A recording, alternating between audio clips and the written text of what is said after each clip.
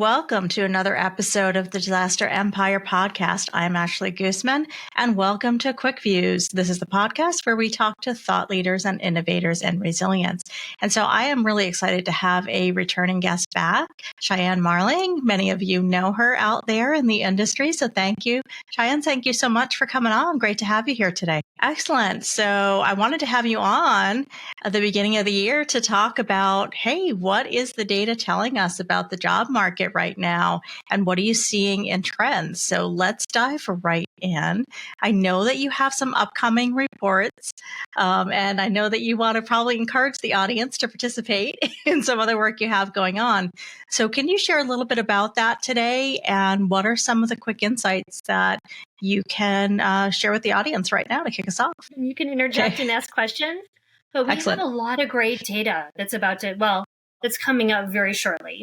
One in particular is our 14th edition Resilience Management report, and it's really focused on trends and what's going on in the industry. And this report this year, oh my gosh, I am so excited about it because it's just continuing with the trend of the the elevation of resilience at the executive management level.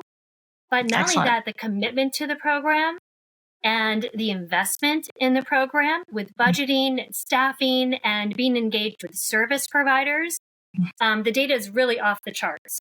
But I want to just one question that you kind of referenced it. Everyone wants to know what's going on in the job market, right? Yeah. What do I need to be aware of going into the new year?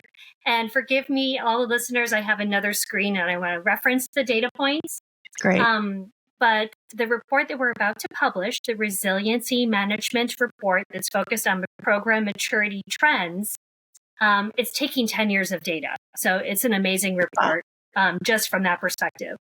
But this year, record-breaking 39% of organizations are looking to add to their staff this year for resiliency management. And that's carrying over from the trend that's been continuing since mid-2020.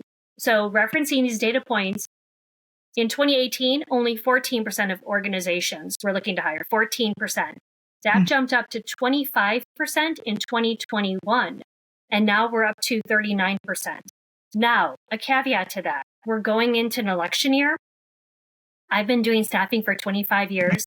Typically during an election year, perm staffing will take a little bit of a dip, and consulting contract placement will go up because companies, if they're not sure what direction the election is going to go, they will be more conservative in their permanent hiring.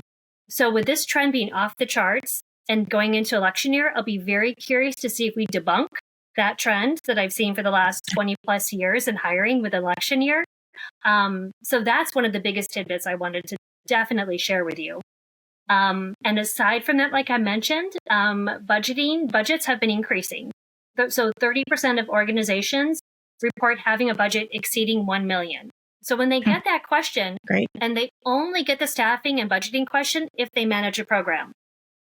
If they don't manage a program, they skip that question. But that's reflecting a 5% increase from 2022.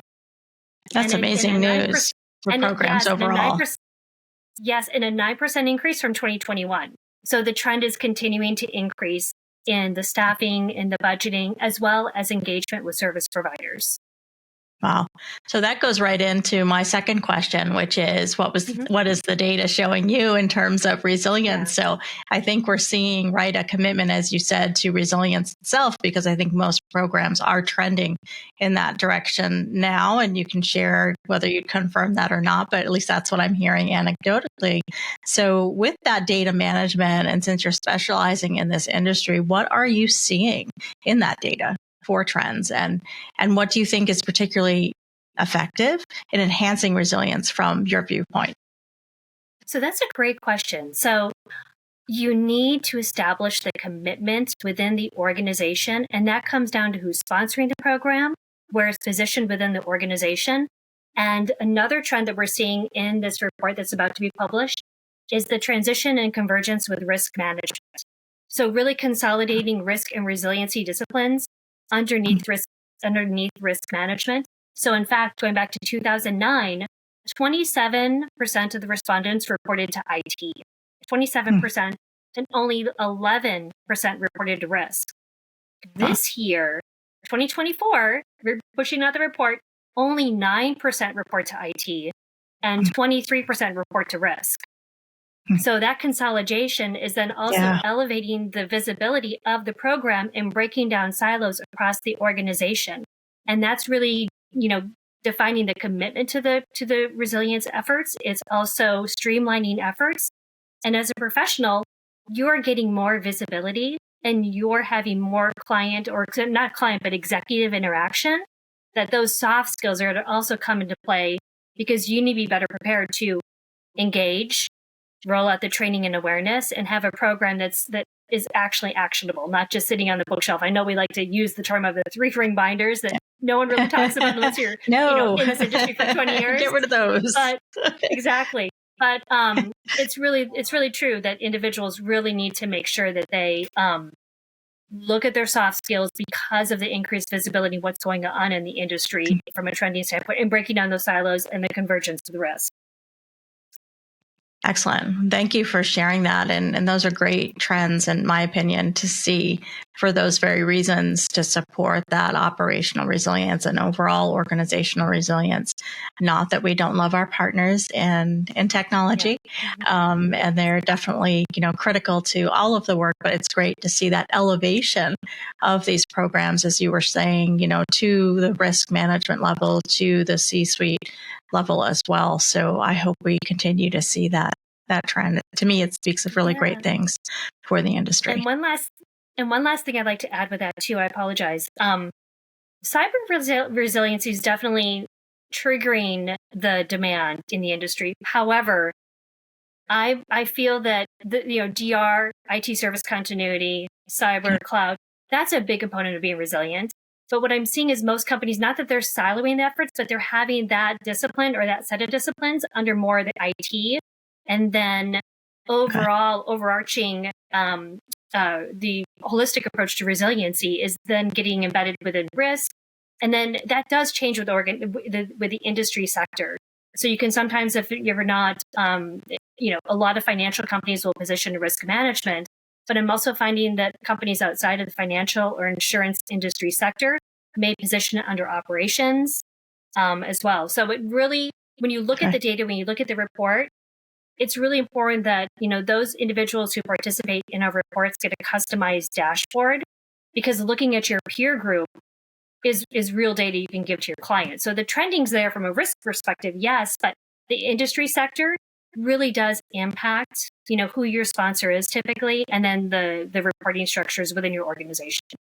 Yeah, that definitely makes a lot of sense. And so that is a nice segue into my next question for you, which really is around innovations in data management. So this might be a bit of a twofer for you, like for your work, right? And what you're offering, you've been talking a lot more about dashboards and being able to customize. And at least when I first heard your name and heard you speak, you weren't speaking, and that was quite a while ago now, you weren't speaking about that particularly. So if you could talk to the innovations and the way that you're providing the industry data, that would be great. And then if you're seeing anything else, and I think you were speaking to a trend in engagement with our providers, right, with our vendors too, that would be helpful to know as well. Are people leveraging more tools, so to speak, to do the work that you're aware of? Yeah, absolutely. Absolutely. So we have been providing customized versions of the data going back over 10 years. But it was very cumbersome. The provider that we used, which we've been using the same provider since 2009, they didn't have the technology to really provide that customized data set to our participants. I had to manually do it via Excel, and then manually copy and paste the graphs and put them into a nice Word doc and convert it to PDF. But I could take the customized data sets back then. And so we've been doing this since 2010. But now with the tool of the dashboards, it automatically takes all the data, and I can customize it based on industry sector, based on program maturity, based on the size of your organization by number of employees, revenues, and so much more. So it's pretty cool to look. I feel like a data geek. It's pretty cool to slice and dice the data and look for trends. And that's exactly what we highlight in the report, by the way, is completely 100% complimentary. Okay. It's a showcase of the overall data findings and what have you. But then the real value is the customized dashboards, because then study participants can get the data based on their industry sector or by revenues. Those are the two choices we offer. But I have helped multiple clients with really kind of digging in and understanding the data better. And then not only that, when someone takes the study, they can choose to have a complimentary 30-minute kind of benchmarking conversation about their program. And so what we do is we take their study response and we compare it to the peer group that they indicated in the study. And I've had multiple benchmarking conversations with some organizations over a 2-3 year period. And it's fascinating to see how they take the data to improve their program. Yeah. So they look for specific trends based on how they compare to their peer group and utilize that data to showcase to their executives to build that roadmap to continue to improve for program maturity. Okay. So I wanted to just summarize that and reflect that back to you to make sure that I was hearing that correctly. So it sounds like as an individual professional, right, you have tools to benchmark for your own career against, your industry peers. But were you also saying that you will consult to organizations as well to do that for their program? Is that correct? I think those are great services. Absolutely. Yeah, absolutely. And right now, those services are really kind of, they're complimentary calls for participating in the study. So yes, we do it for the compensation assessments. So if you take part in the compensation study, you can request the dashboard based on years of experience or by job title. Right. And then you can see not only how your compensation compares to your peers, but how your skills compare to your peers. What percent of individuals within your peer group are certified? What percent have a degree? What percent have given publication or given presentations or been published or have activated a program during an event? And then, yes, to your point, we do that same service for the program analytics side. So when you take the study, you can see, well, where does my peer group position the program? Who's the program sponsor? How often are they doing assessments? What's their budget? What's their number of dedicated staff? So it's incredible data. Excellent. Well, I hope our audience is listening because there are a lot of opportunities there, I think. Yeah. So that's great. With the dashboards for individuals, are they able to maybe log into your website and kind of see that data themselves and filter that and manipulate that? Or is it more of something that is provided based on, their participation in the survey? It's the latter. So they'd have to participate. Okay. And then once the dashboards are published, then we distribute that with a complimentary report. So if you go to our website, you can obviously see not just my website. Well, most of the information is housed on BCM Management, but you can also request via Witt O'Brien's as well. And but yeah, the complimentary reports are available for anyone. But getting that customized dashboard, you'd have to be a participant to that particular study. Excellent. Are there any collaborations that you're engaged in now? I mean, obviously, I know that you're with Witt O'Brien's, and there must be some more opportunities, opening up with your work and being part of that ecosystem. But is there anything else that you have going on that you wanted to share with the audience? Oh my gosh, that's a great question. About 4 to 6 months ago, I launched a new service line called Contractor on Demand. And we've actually partnered with a few organizations that aren't in conflict or competition with Witt O'Brien's. So that can be insurance companies as well as technology firms, and that maybe have a group that's dedicated to resiliency planning, but they're not competitive to Witt O'Brien's. And they're reaching out to us to engage us to get contractors on demand specifically to help their clients elevate their program. And we're also doing it direct with clients as well. If they need someone to come in and help with a BIA, if they need someone to come in and help with a test, it's typically more tactical because my consulting team takes on more of the strategic work. But if a client has a specific need that my consulting team can't meet, then I have a list of individuals who are semi-retired, who still want to work. And they have so much knowledge that, and they're available, but they don't want to work, a permanent job, and they don't want to start their own consulting company. So it's a huge opportunity.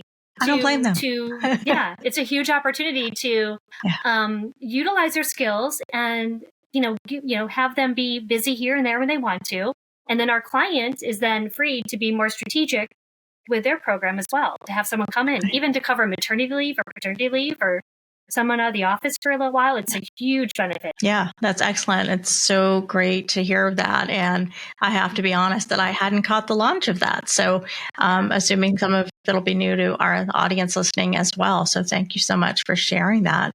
And hey, so we've discussed this before because you've been on the channel, but when I have guests return, I'd still like to ask you what resilience means to you, but in the vein of, has it changed since the last time we spoke? I don't think has it evolved any? I don't think, well, personally, my view, I don't think it's changed. I feel like the industry's changing. All right. I think we're getting behind the resilience term. And I think when I talk to more people, I'm hearing more people define it as the overall resiliency of the organization, encompassing business continuity, crisis management, cyber, supply chain, IT service continuity. Everything within that umbrella is resilience management. So I feel a lot more people are utilizing it from that perspective. And that's how I've thought of it, because and now we're trying to shift all of our studies to reflect that as well. It's right. Hard because everyone's using different terminology. And for years, that's been my biggest struggle with this industry, is even between government sector and private sector, it's different terminology too. Absolutely. Well, hey, is there anything else that you wanted to share with the audience that we haven't gotten a chance to talk about today? Is there any other data or anything else about the reports that you want to share? You've got a captive audience for the next few minutes. Oh, fantastic. Well, we're already getting a great response to our 22nd edition resilience compensation study. So that study was launched, oh my gosh, about a week and a half ago. Yep. Saw that. I did see that. Yes. And this year what I did is I combined two studies into one. So you can take the same link if you're independent contractor, if you're a full-time permanent employee, part-time permanent employee, if you're a permanent employee, but you work for a consulting company like Kyndryl or the Big Four, global. So we already have great response from some countries. So I'm reaching out to everyone. And when you do that study, we're pushing for people to participate by the end of February, because at that point, we're going to kind of start doing the data assessment for the complimentary report. But then the customized dashboards and the report itself will be published probably April-May timeframe. So those same dashboards we were talking about. So definitely encourage you to push the dashboards to all the different currencies. So, Australia and pounds and euros and Canadian dollars and, well, obviously US dollars. But the response needs to be there, and even if you do the study, if you're in Denver or LA, you can see what the average compensation would be if you're a program manager, if you're a coordinator. But again, the response helps the data become better for everyone, and an email address is required, but we encourage you to use your personal email. No reason to do your work email. Excellent. All right. So the call to action is for everyone to go, and we'll have a link when this launches in the comment section, is to go and fill it out, right? So you can get that data coming up. Excellent. Definitely. We'll make sure to do that, as well as to your website. And I'm assuming your LinkedIn profile is a good place to get in touch with you as well. Absolutely. Well, hey, anything else that you want to share just in terms of the job market? Because I know a lot of people are always asking that question. So we could field a few questions for you. What are you seeing in the trends just in terms of what types of roles and levels and all that fun stuff are you seeing right now? Or are people reaching out to you to try to fill? Yeah, I would say it's equal between, entry level all the way up to heads of program. Obviously, there's definitely always going to be more program managers, kind of the mid-tier level that's always more requested. I'm getting a lot of response globally. So right now I'm working on a job in Mumbai. I'm working on a job in London, Dublin, because organizations are looking to have individuals dedicated to the program outside of the U.S. if you're U.S. based, to help from a crisis management standpoint. So a lot of trends there. I do feel that I think the biggest frustration with candidates right now is the movement coming back into the office. So those remote jobs are becoming more rare. And typically the companies I work with, they want you in the office 3 days a week, right? So that makes the candidate pool much smaller when they're looking to hire, because you're looking only at that geographic region, right? Absolutely. But yeah, I mean, I think it's still the trends are indicating at all different levels that the hiring is there, the need is there, the demand is there. I think one thing we could do better as a profession is try to bring new people in. I think that's one thing. Yeah. If you know someone who's looking for a job, if you think they have the soft skills to move into this profession, definitely encourage them to check it out. Because I think the entry-level positions are probably the hardest ones to fill, to be frank with you. It's finding that skill set and that unique desire and passion to want to do this. Yeah, absolutely. Absolutely. So do you want to summarize what you're seeing overall? I mean, you had some great points at the top of our discussion, just in terms of, it sounds like you're very excited about, what's happening in terms of the data that you're seeing and the trends in the overall industry. So looks like some big moves forward, or is data showing you things that it hasn't shown before? Yeah. So that's great. Absolutely. A little bit of a summary. Like I mentioned, the demand is there. It's exciting after 25 years of being in this industry to see such a great, wonderful demand. And that's triggering compensations too. So our compensation study or report last year indicated that in the US, compensations on average increased by 10%. Usually it's 2 to 5%. So that was a huge jump. So it'll be interesting to see what the data shows for that this year. And then, like I mentioned, just the increased visibility with the executive team. It's just a really, really exciting time. And then breaking down the silos and really being involved at the executive level in a way that we never have before as a profession I think it's exhilarating for all the professionals out there. Yeah, that's all great news. And Cheyene, I want to thank you so much for what you're doing for all of us in the industry. It is great to have you as a resource. And I encourage anyone who has not participated in the studies or had their own dashboard or just really heard of Cheyene and her work before, please go check her out. Make sure you're following her on LinkedIn, because she's always sharing valuable information. And she is a great person to know, as you can all hear. So thank you so much. Really appreciate you jumping on and sharing all of that with us, and really excited to see where the rest of the year takes us. So I'll be looking for the results of all of the reports as well. Thank you so much. So good to have you on. Yep. Bye.